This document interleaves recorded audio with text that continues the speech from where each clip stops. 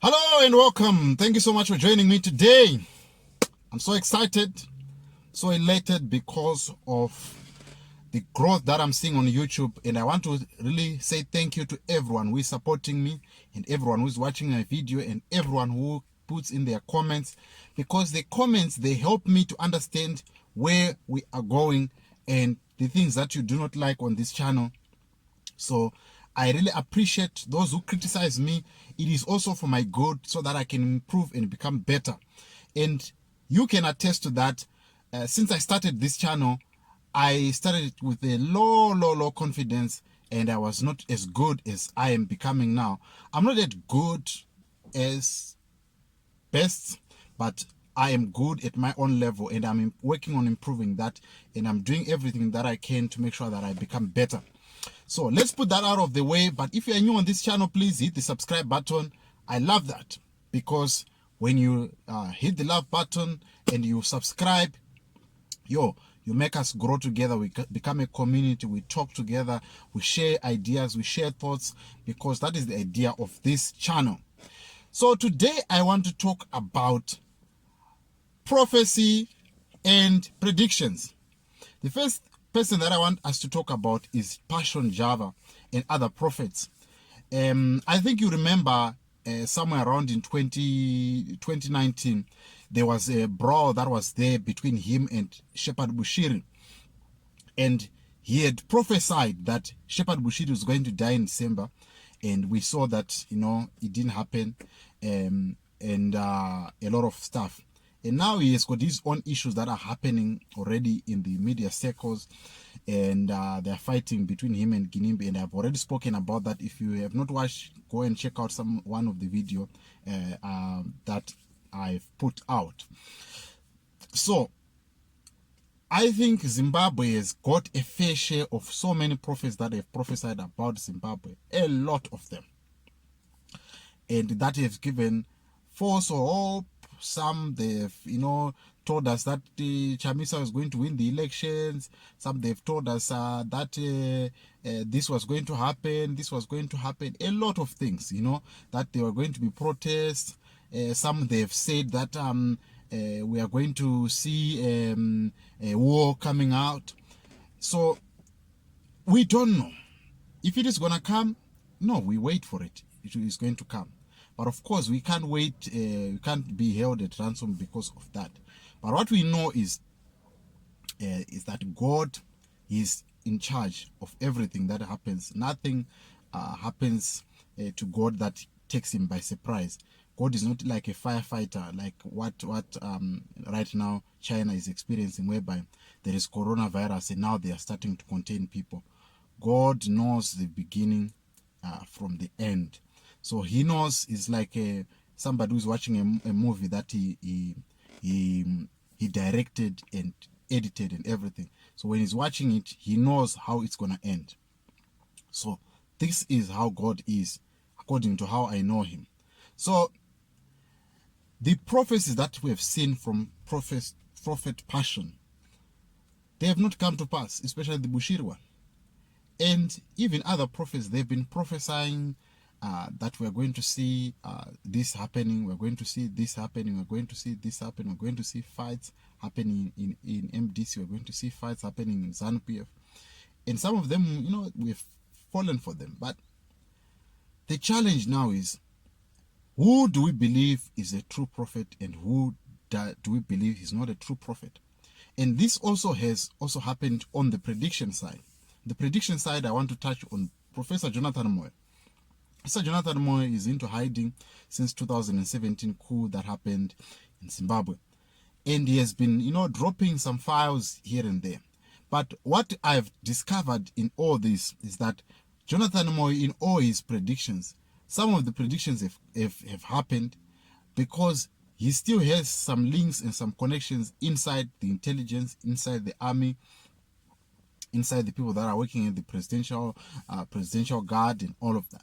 So he still has some people that feed him with information. But what I have noted and what I tend now to believe is that Jonathan Moyo, he might be working for ZANU-PF, in the sense that he might be doing it unwillingly.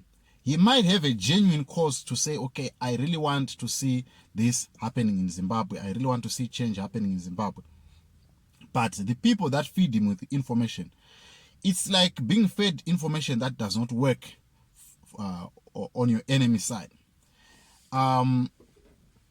I happen to know a little bit about army. In the army, they say that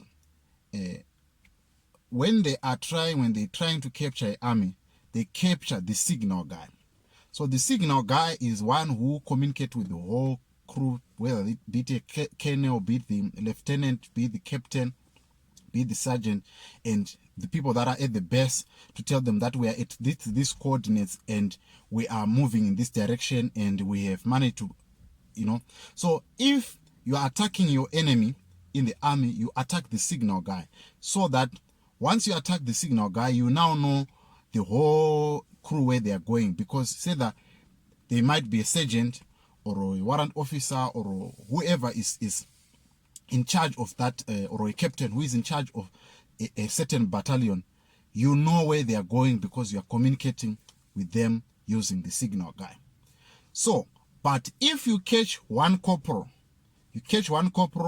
and you think that you have captured the whole army, you have not captured the whole army. As long as this person does not have the signal, you are not going to have the whole army. So what Professor Jonathan Moyo is getting in this regard is that he gets information that is not going to destabilize ZANU-PF. He gets information that does not matter to ZANU-PF, and that does not change the trajectory of ZANU-PF. So, because he thinks that the information that he's getting, it's paramount at such a time, it's small, sort of like small victories of capturing a corporal and thinking that, okay, I've gotten the big story, let me run with it. And as he runs with it, remember he said that something was going to happen big in February. We've not seen that happening. And there was a lot of things that you said, no, this is going to happen, this is going to happen. And most of his predictions, they have not come to pass.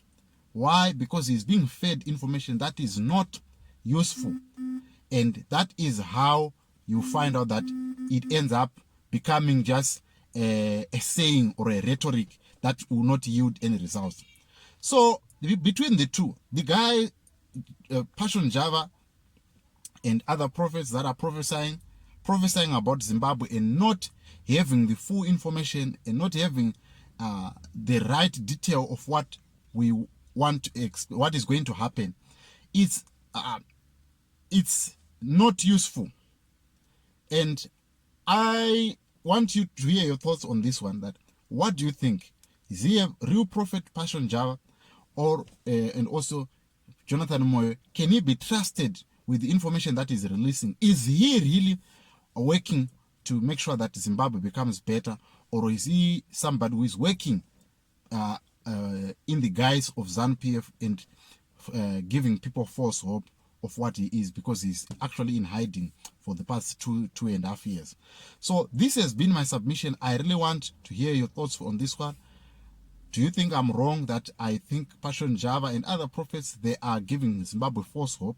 And also Jonathan Moyo, are they wrong in giving us false hope and hyping us on things that we think that they are happening, but in actual sense they end up not happening and they are not affecting what we need to have in Zimbabwe?